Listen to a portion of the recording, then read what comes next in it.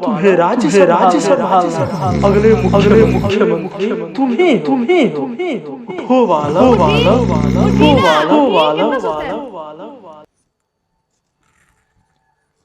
अरे बाप रे, कहाँ जगा देलू तू हमरा की?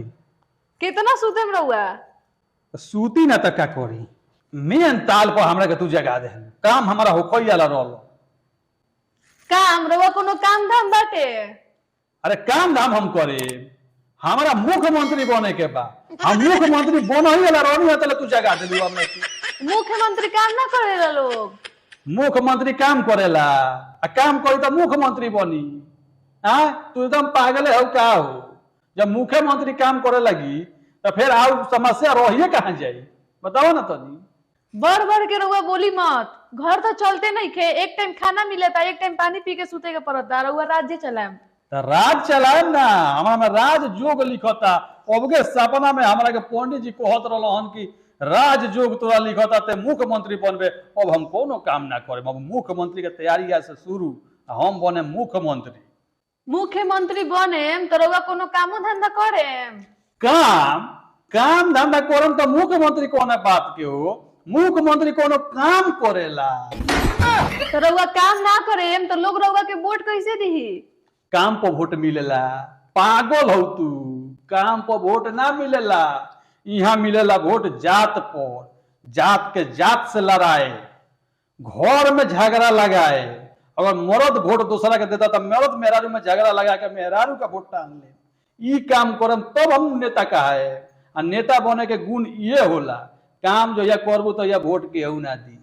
आ बिना काम कोइले वोट ले हल, यह नेता के गुण होला।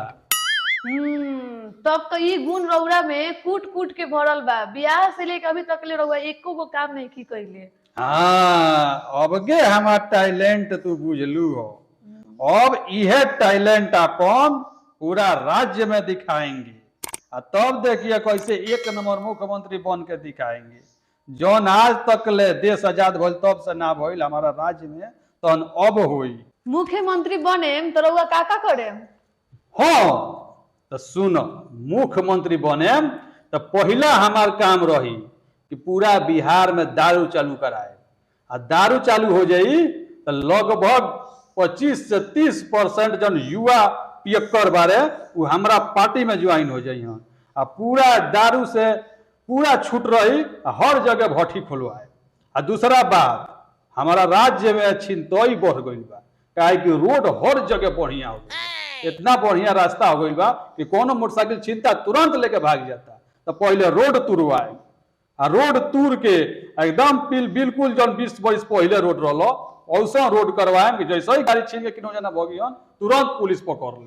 काहे कि पुलिस के गाड़ी हो गई बा पुरान, आ चोर के गाड़ी हो गई बा नया। तो ई जरूरी बा, पहले रोड तुरवाएम, दारू चालू कराएम, और ओकरा बाद कुछ सोचेम। हम सोच तरह बड़ा घटिया बाजी।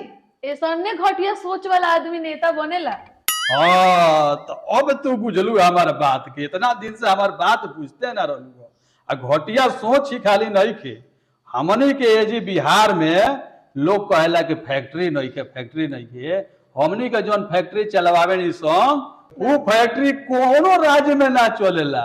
जौन फैक्ट्री बा हमनी के लेबर के, पहले तो जनसंख्या बढ़ावे वाला कानून बनी कि जनसंख्या बढ़ाइए, लेबर बढ़ाइए। अब बिहार से बाहर हर जगह बिहार के लेबर जइहन, जनसंख्या बढ़ी है, लेबर का फैक्ट्री बनी है जी बिहार में। आ सारा फैक्ट्री में के लेबर जइहन बिहार के बाहर, आ जाके पूरा देश के तरक्की करिहन। तब तो रउआ बिहार के चांद पे लेके चल जाएं जी।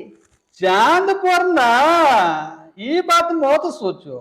चांद के बिहार में लेके आए, ये देखियो चांद बिहार में उतर के वही हन, वैसा बिहार के तरक्की हम करे।